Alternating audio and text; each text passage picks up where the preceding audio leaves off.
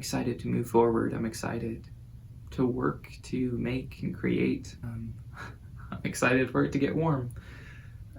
It's January, and in Kentucky, that's when it's coldest. So working out in the shop isn't viable right now. So hopefully in a couple of weeks it will get a little bit warmer. My hope is that in a couple of weeks some sharpening tools will arrive and I can begin, then I'll be able to begin sharpening my chisels and my tools, to then begin carving and practicing wood carving. I hope to do that in January as a focus where I want to put my time. I've also got an instrument that I'm making, a mandolin, and I would like to focus on that as well. I don't want to leave it to the side for too long. I've started it over the course of mostly November, I think, October and November, but it's slow going because I'm learning so much in the process. I'm learning how to use the tools that I have. I'm learning what to do with the problems that come my way, how to fix certain ones, and as I move along, some of those problems no longer will come because I'll grow in experience, and some of those problems, when I meet them again, I'll know how to tackle them and just move past them with ease. But that's going to take practice. It's going to take experience. As I build more instruments, I'm going to learn what I'm doing wrong and how to do it better and hone my craft. So I'm excited to do that more with instruments because I do love instruments. I'm passionate for instruments, passionate for music, and I'm passionate for making things. So to be able to make an instrument that makes music is a really obvious tie for all of those passions and all of those personal desires and intrigues. As for wood burning and wood burning instruments, I am wood burning an instrument for my sister-in-law, and that will be hopefully done this month or maybe next. Hopefully this month. There's not a whole lot left to do on it, just maybe an hour or two more of burning and maybe more. It's an instrument itself I've learned a lot on in the process of wood burning, because with wood burning an instrument, there's already this finish on the wood that you have to remove, and the way I know how to do that is by sanding, and so if you don't sand the entire finish off, that is, in my circumstance, is prolonging the wood burning probably 3 times as much as it should be. So it's been a teaching experience, a lesson learned in being faithful to each step of the process, and not just moving on just to get something done, or to feel accomplished, or just to be diligent in each step and take its due time and be patient with it. That's a lesson I'd like to learn in every step of my life. Whatever moment I'm in, breathe and step in and be in that moment to its completion, and not just rushing through my day, rushing through the work. So I'm hoping to take that lesson close to heart. But I've been trying to learn that lesson for maybe a couple months now, so it may take some time to really slow down and be diligent. So I expect to really learn that lesson throughout my life. That's what I've got for projects right now. Focus on wood carving for January, focus on finishing a wood burning on an instrument, a focus on finishing creating an instrument. That may be January, that may be the next 2 months. There may be some other work that comes around, but I think those will be my focuses. This week was good. It was very good. Not because it was easy, not because I got a lot done, but just because I experienced struggles I experienced struggles and got to start walking through those struggles with God. One of those struggles is finding my identity in my work. Really, this showed up in practicing drawing. I've committed to drawing every day. I'd like to draw 3 different sketches or 3 different pages worth every day, but my main goal is just to draw every day, to practice. And this practice is for the purpose of getting better. I want to offer a quality product in any area or any medium that I use. And I think sketching is a really basic area to practice that will translate to a lot of different mediums. That being said, the goal of getting better is not the motivation to get better, which is pretty simple. And I'm recognizing in the midst of my day, my outlook, the way that I perceive practicing has become something that is strenuous, and it's no longer enjoying it. And I notice that pretty quickly because this is something that I enjoy, and I understand that when you make something that you enjoy a job, you can lose the joy that comes from it because it's no longer about enjoying the process but meeting an expectation. And so I'm coming at practicing in my day, and I have these expectations for growth. And it's not so much that I'm expecting to see my growth, but my expectation is that this process will make me valuable, make me worthy of people to bring their business to me. And in one sense, yes, if I have something valuable to offer, people are more likely going to pay for that thing. If it's not valuable, they're not going to exchange money or value in paper form. But on the other hand, that value is the art. It's not my value. I'm not valued based on what I can create. And so I tend to marry those thoughts. And I do think a lot of people do that. But for me personally, that's a struggle. And so I noticed very quickly that this struggle was coming up again. And so I have to rethink, okay, why am I practicing? Why do I want to give value to people?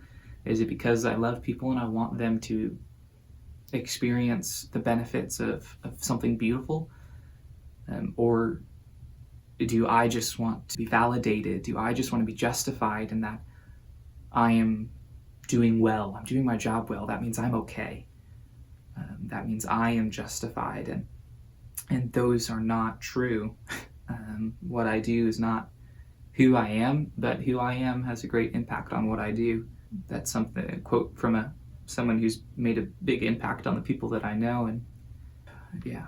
And what that means is that Jesus is the source of my value. He's the source of my justification. What he did on the cross makes it so that God sees me the same way he sees Jesus, because I died with Jesus and rose again, and therefore my value is not based on what I do, it's based on the amount that I've been bought with.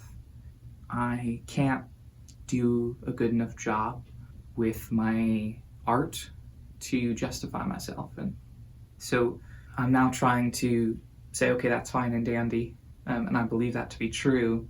How do I rest in that truth in my day? How do I walk into practice, into my praying or into my sketching time for the goal of enjoying something with Jesus rather than perfecting my value? It helps me consider what the goal is, what success looks like.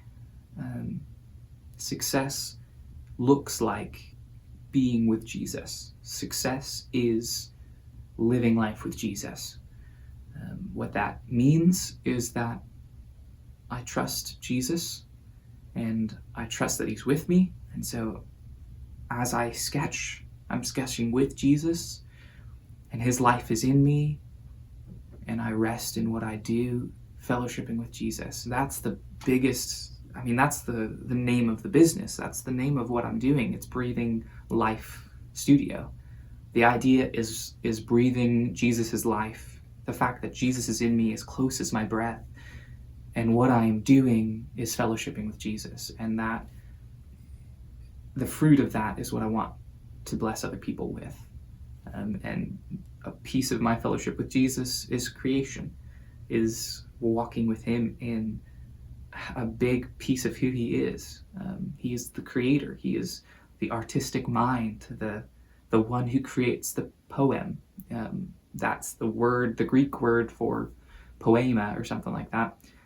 For Ephesians 2:9, 2:8, where it says, I forgot.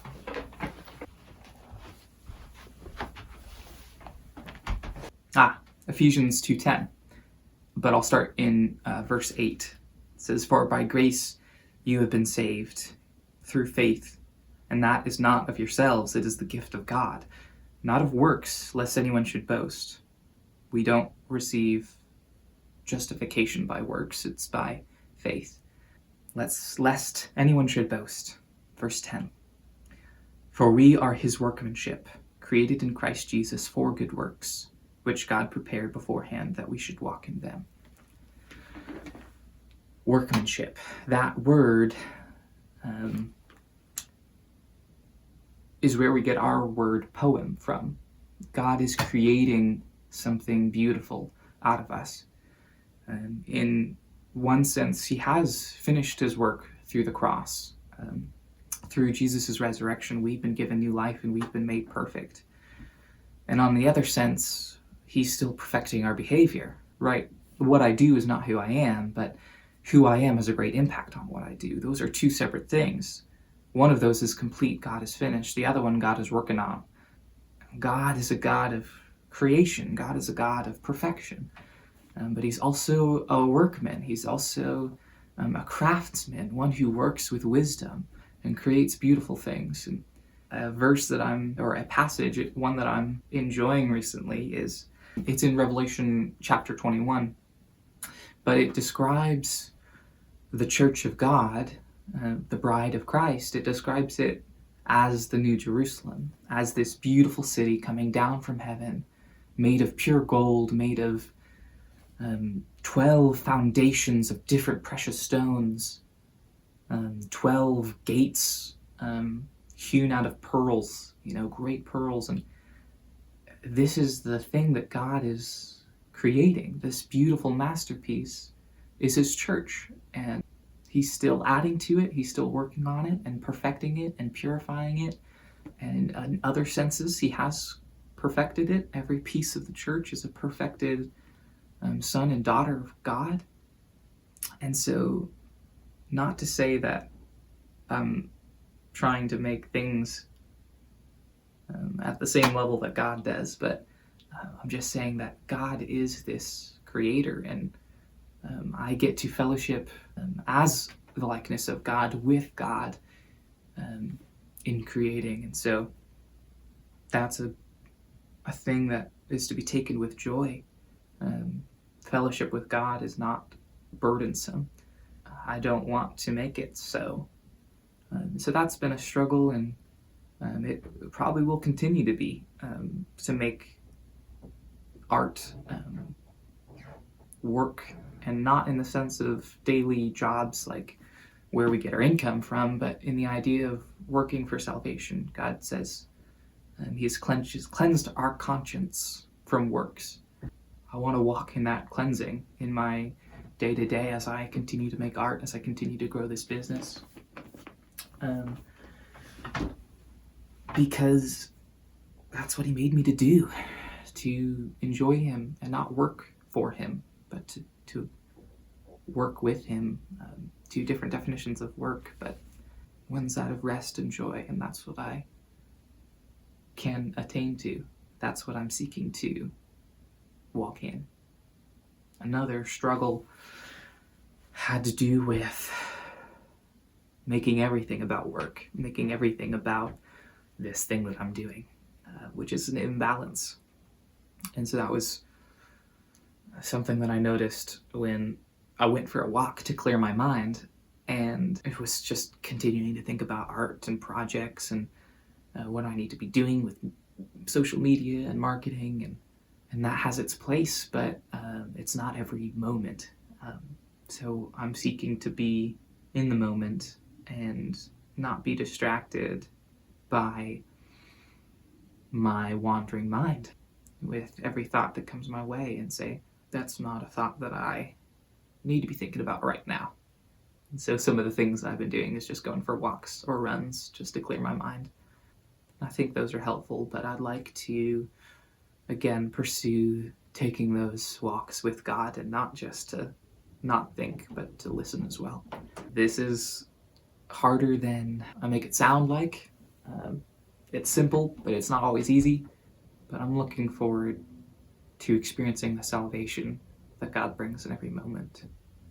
To really learn to trust Him, that He cares for me, and that He was there. It's probably enough for today. We'll end it there. Thank you for watching. Thank you for listening. I pray that this was encouraging for you and a little bit clearer expressed than the first video. I'm thankful to get to step and walk and think about what I'm doing and express that to you guys. I hope that you guys feel loved as you get to be updated into my thinking and what this walk feels like and looks like. Yeah. Be blessed by God, and I'll see you next week. Goodbye.